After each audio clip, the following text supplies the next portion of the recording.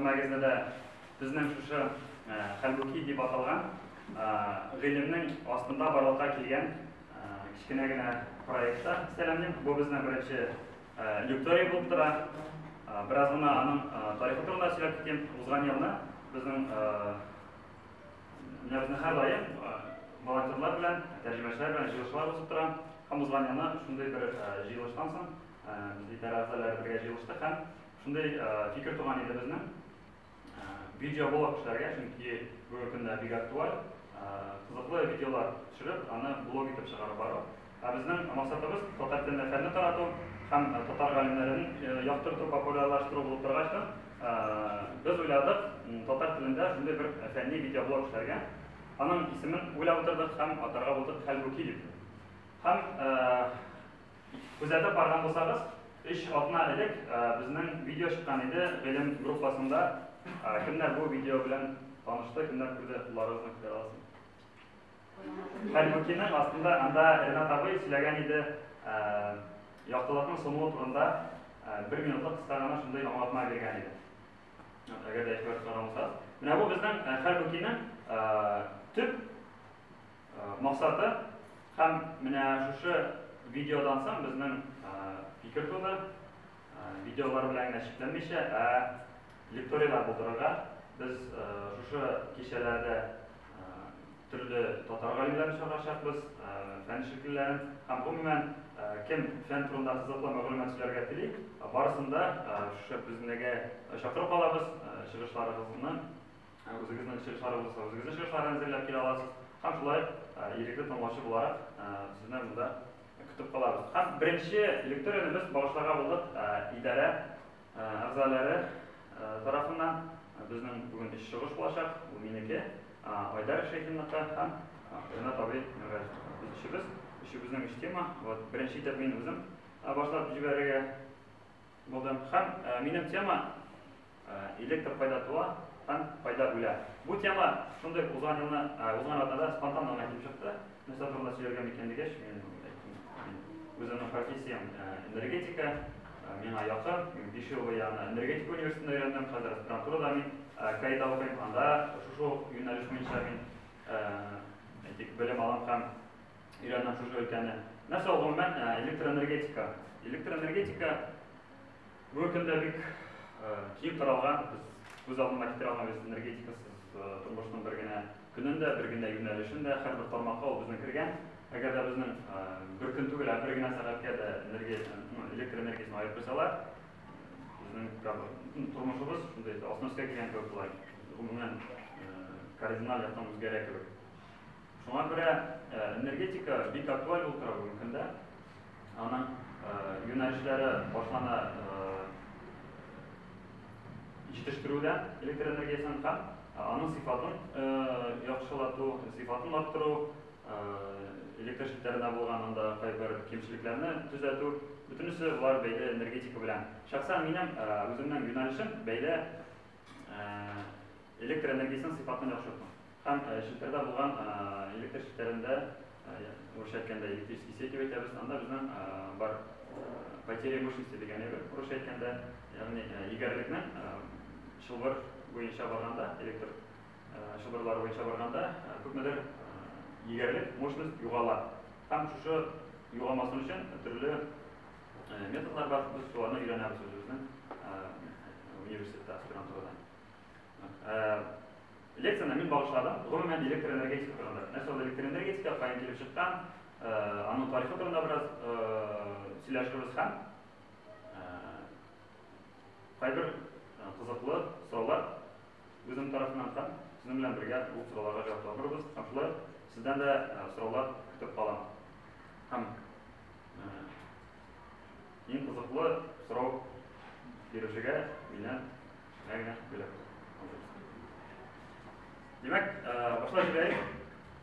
Бу лекциянең планы. Беренчедән, тарих турында бераз сүзләр китербез.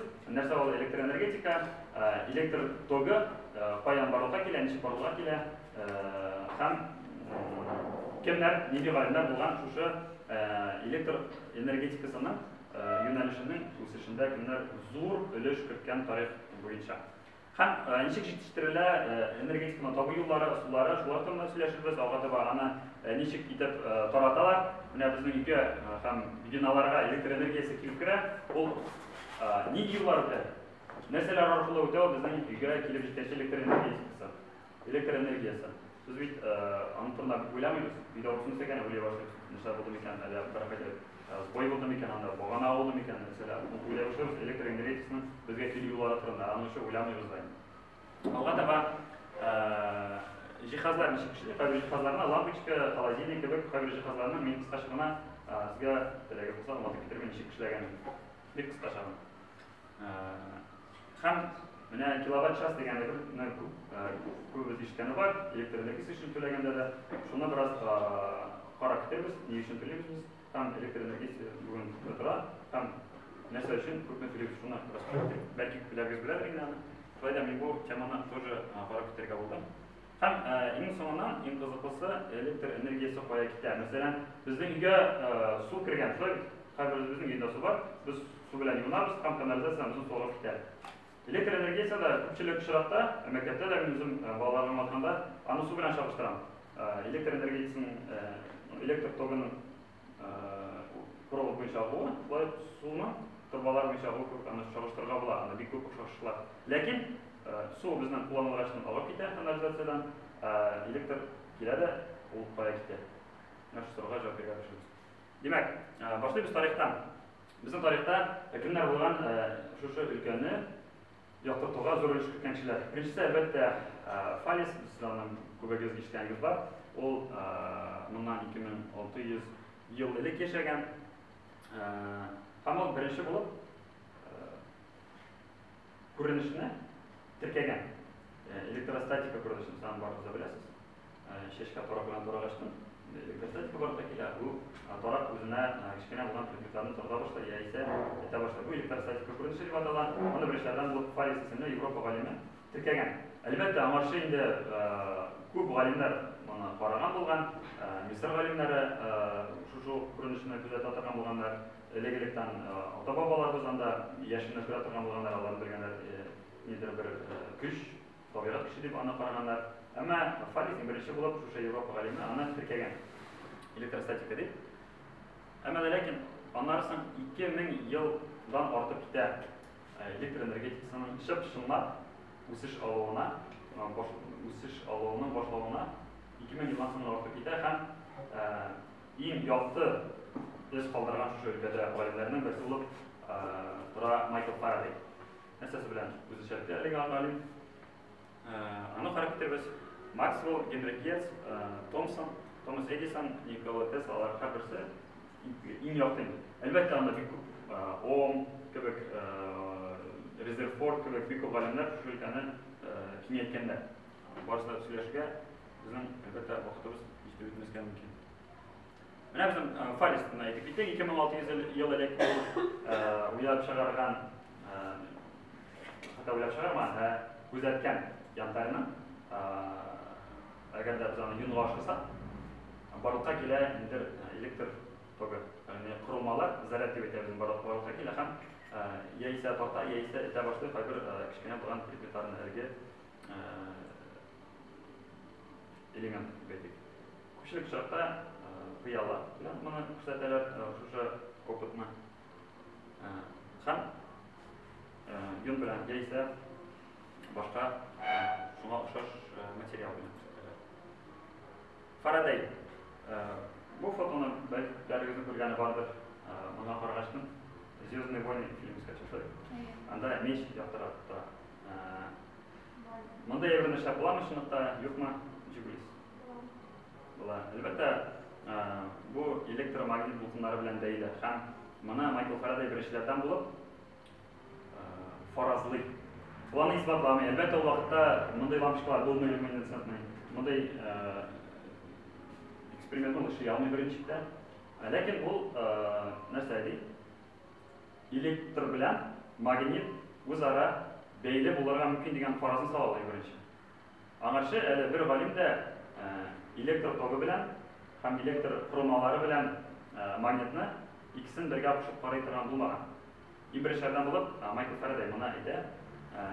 min farazlıydı. Elektr bilen magnit uzara ender bir münasebetlere bulurgan mümkün deb farazlay. Ama ularni birinchi isbotlay olmaydi. Anlarsam ol shunday aning eng tanilgan eksperimentlarining birisi. Ol ala silindr. Ana biz o'zimiz bugungi kunda aytdik, Qo'shasa katoshka bilan. Ana ol o'g'ri temir shibaq. Ham shu silindrning ichidan magnitni kiritgachdan ko'ramiz, shu o'lchovgichda strelka ko'cha boshlaydi. Demak, ol shu shibiqqa ham silindrga magnitni tiydirmishi havo orqali nimadir kuch bilan ta'sir etadi. Havo ularni etmey, turtmey ularni ko'ramiz. Nimadir bir kuch bilan keladi, havodan havo orqali o'tadigan ham bizning strelkani pishiradi. Mana bu birinchi oshishlarning birisi elektromagnetizm ülkesinde. Şulay qarab ketik, generator bilan dvigatel degan birdan ko'zga tushgan o'zi bor. Narsasi bilan ayro, generator bilan dvigatel. Balki o'rta tushunchalarda ama alardek g'odiy. Generator ol mexanik energiyani, ya'ni tabiat kuchlari elektr kuchini aylantira turgan jihaz. Suv, jil ham boshqa turli tabiat kuchlari bu elektr energiyasini aylantiradi. Ham bizning bor dvigatel, bu kelasi. Tatar tilida ko'proq motor deb aytiladi, ingliz tilida da motor bo'lib keladi.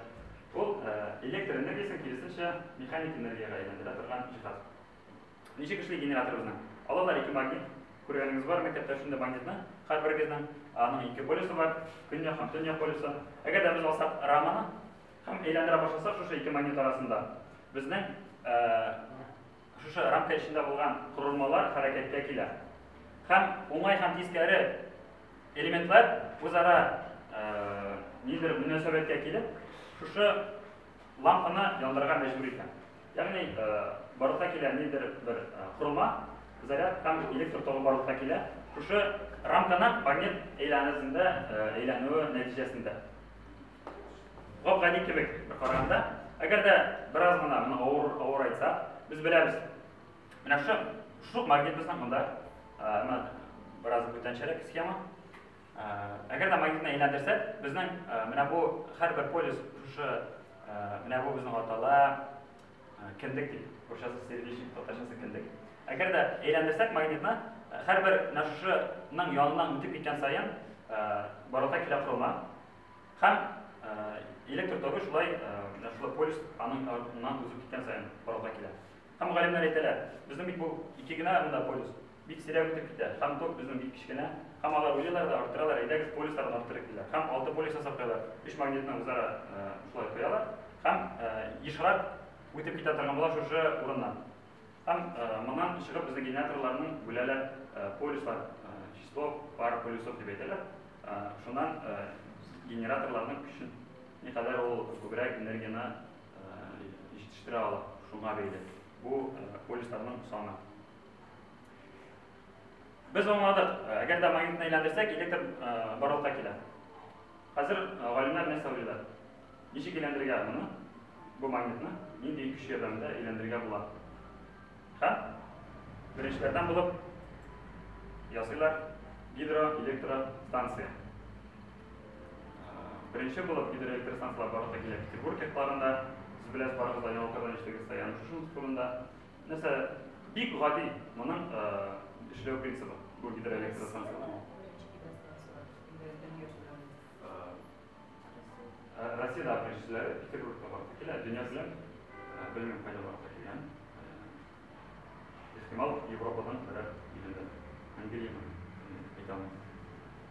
Ama shunisi bilan dunyodagi bugungi kunda eng zo'r gidroelektrostansiya o'rnashgan Xitoyda big zo'r ham kichkina shahar o'ynaganimiz borda, gurlovlarni biz tumoqli deb qo'rqmaslik uchun ham gurlov yerg'ana kengayadi, anasin kichkinagina yorug'dan olib keta boshlaydi kunda. Anday bir esanimiz bormi? Bu gidroelektrostansiya shundaylar, Turkiya zo'r obilar o'ynaylar shundan bilan. Mana bunda ular suvni jiyalab ko'paytirib, ham shunday gidroelektrostansiya tuzib qo'yadilar. Bunda suvning kuchi ko'payadi, ham og'ib tushadi. Oqqanda bizning anatigi oldagi слайдта көрсеткен магниттарын әйлендіргіш электр тогы барлыққа келеді.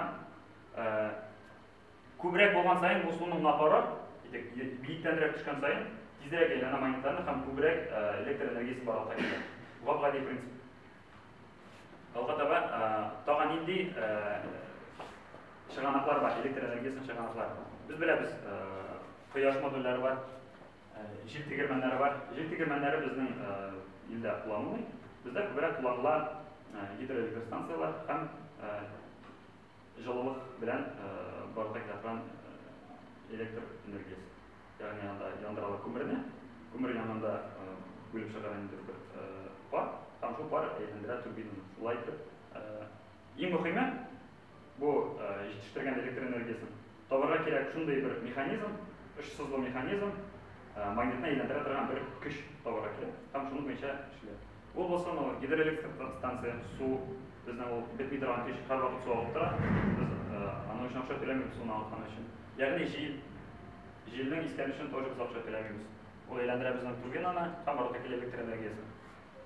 Кояш модуле, ул эшли кояшның җылылыгына. Аның принцибы бераз авыррак. Әгәр дә теләсәгез, мин аны аңлатып китә алам. Ул тора безнең ике пластинадан, астагысында һәм өстәгесендә, ортасында аның безнең кремний дигән элемент. Химикларны күбрәк беләләр, ПН переходлар, янлар, гүзәлия дә белә. Һәм менә мондан җылылык астага төшкәндә, кала ПН переход барлыкка килә. Һәм ул ПН переход барлыкка китерә электр корылмаларының артык санын, һәм алар барлыкка китерә электр энергиясын. Кыскача гына, грубый дип әйткәндә, шулай булганга. Әлбәттә, кояш күбрәк булган җирдә электр энергиясы да күбрәк була. Безнең илдә бик кулланылмый, шулай Төркиядә һәм җылы якларда күбрәк була. Иң кызыгы һәм бу минем юнәлеш булып торган бу схема, беренче карашка авыр кебек, әмма бик җиңел схема. Электр энергиясы белән тәэмин итү системасы. Безнең илгә электр энергиясы ничек барып керә һәм нинди юллар үтә? Biz әйтеп киттек, ул электр җитештерә торган станциядә, гидроэлектростанция булсамы, теплоэлектростанция булсамы, шундай урыннарда барлыкка килә. Аннарысын аны күтәрәләр. Аның беренче көчәнеш напряжениесе башта бик әз була. Аны күтәрәләр махсус трансформаторлар ярдәмендә. Трансформатор ул электр энергиясын арттыра торган җиһаз. Ни өчен арттыралар? Чөнки барыбыз да мәктәп программасына беләбез. Бар шундай нашарайды сопротивление. Карышу. Электр тогы металл буенча үткәндә күпмедер үзенең көчен югалта. Һәм ераграк барган сайын ул күбрәк югалта. Шуңа күрә бөтенләй югалып бетмәсен өчен электр энергиясын барлыкка килгәчтән бик зур дәрәҗәдә күтәрәләр. Напряжениене, көчәнешне. Һәм шундай зур баганалар буенча бара. Безнең өйгә андай зур көчәнеш килеп килмәсен өчен аны кире төшерәләр. Безнең авылга яки шәһәргә килгән җирдә күрәгез бар, кечкенә генә подстанциялар тора. Анда киметәләр. Аннары безнең урамның башларында тора шундай ТП зоны күрәгез бар, комплектный трансформаторный пункт подстанция. Анда киметәләр һәм безнең өйгә керә нинди напряжение, нинди көчәнеш килә. 380, 220. 220 ул безнең өйгә инде бүлмәләргә керә. Өйгә кергәндә ул керә 380 булыр. Аны 0,4 дип әйтәләр. Һәм 380 вольт дип әйтергә була. Безнең бар 3 төрле кулланучылар, потребительләр дип әйтергә була. Беренче категория, икенче категория, өченче категория. Аны энергия университетында һәрбер студент, энергия университетында һәрбер студент аны белергә тиеш. Беренче категориягә керә кулланучылар электр энергиясын аларны уттан 1 секундка да мәхрүм итәргә ярамый. Аларны һәр вакыт утыруларга кирәк. Һәр вакыт. Менә безнең өйдә һәр вакыт утырсак, менә мәсәлән зур заводларда, предприятиеларда анда ут сүнәргә тиеш түгел. Әгәр дә сүнсә дә анда тора махсус генераторлар ут сүндеме, шул вакытта алар эшли башлый һәм үзләре җитештерә башлый электр энергиясын. Бу була беренче категория. Икенче категория потребительләрен сүндереп торырга була 2-4 сәгатькә. Бу буларга мөмкинләр ди. Административ зданиялар, күмелеш комплекслары, кибетләр, үзәкләр булырга мөмкин. Қабір түбеттер бірінші категория екен, анда зум ісіндерге ярамай. Ғадегіне жеп білен тұташтырсақ та, янарға мүмкін. Әмі не үшін ғаде жеп алдыңдар? Чүнки ол тез яны. Бізге керек шушы екі контактны тұташтыру үшін, екі контактны тұташтыру үшін, шундай элемент, материал деп айтайық, ол ұзақ қыссын, там зор температурада да, еремесінде, янмасында, күймесінде шундай материал керек. Мындай материал болып тұра вольфрам білен осмин деген тугоплавкий деп айтады, танымышта металл. Ол биік, жоғары температурада ғана ери башлайды. Һәм не үшін аны пыяла білен илендіргендер? Не үшін ол пыяла астында bulunmamış?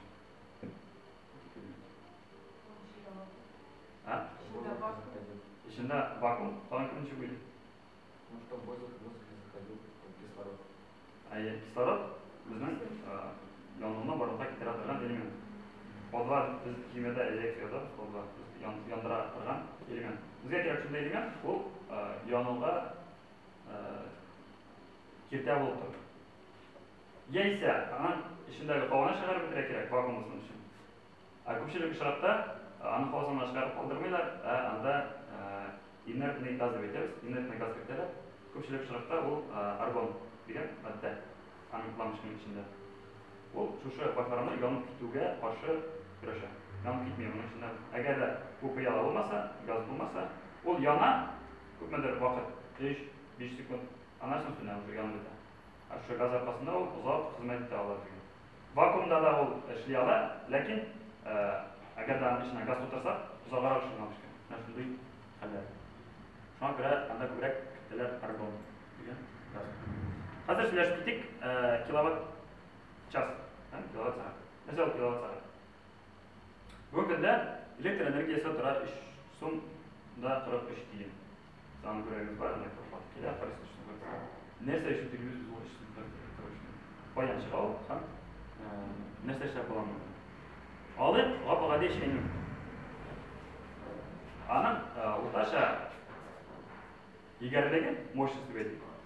Eğer de olsa 1000 watt yoki 1 kilowatt bo'lsa, agar de biz 1 soat bo'yi qaynatib tursak bu shayni, biz 3 so'mda 43 degan elektr energiyasini yoqqan bo'lamiz. Agar de 2 soat qaynatib tursak, уже 6 so'm bo'ladi. Agar de bizning idealamishlar turgan ekan 100 watt 1 soat yondiramiz ekan, bizning azrak anda где-то 3 tiyin falan bo'ladi. Şuna göre sonlar için bizde sanat çıkarılar bizden iyiydi, оборудование var, iyiydi, техnika var, pылесос көп машин, нişemiz biz anı kullandık, bizim lamпочкалар нişe iyiydi, yigerlik bilen iyiydi, mülçüs bilen iyiydi atıralar. Bütün sanat çıkarıp biz aylık köpme elektrik enerjisi tutulanı sanat çıkarıp alırız. Şu hamiyet kızığı elektrik enerjisi nişik yurtqa çıkar, öyle. Biz bir elektrik enerjisi kullandığı için anı kanalizasyada uzatmıyoruz, bu paketler çıkıyoruz.